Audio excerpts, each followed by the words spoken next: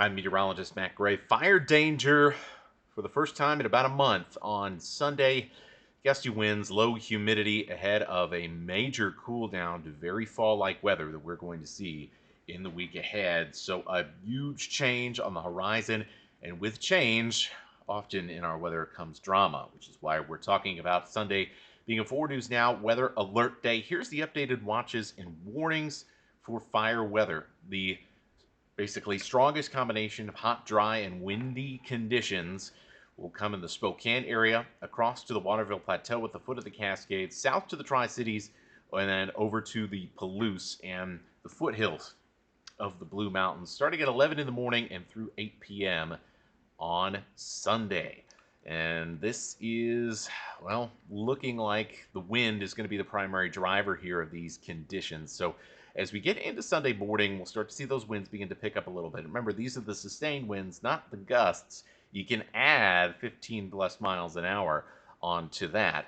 But you can see here the winds comfortably in that 15 to 20 mile an hour range as we head to just before 4 o'clock on Sunday afternoon across many parts of our region, even those that are not in that fire weather warning. Regardless, everybody needs to have their guard up just a little bit more than we have over the past few weeks because of these fire weather conditions. That is the last thing we need, is to have an active fire weather day when cooler and wetter weather is just around the corner. Winds will calm down fairly quickly. Humidity should recover quite nicely as well. And so there's really just a few hours where things will be fairly critical. We'll also see a pretty windy day on Monday as well. Our overnight lows in the 40s and 50s as you're getting up in the morning, even only down to the 60s in Lewiston. And we'll warm up into the 80s, but just the low 80s. No upper 80s, no flirting with the 90s. Cloud cover, gusty winds. Will definitely feel like things are changing.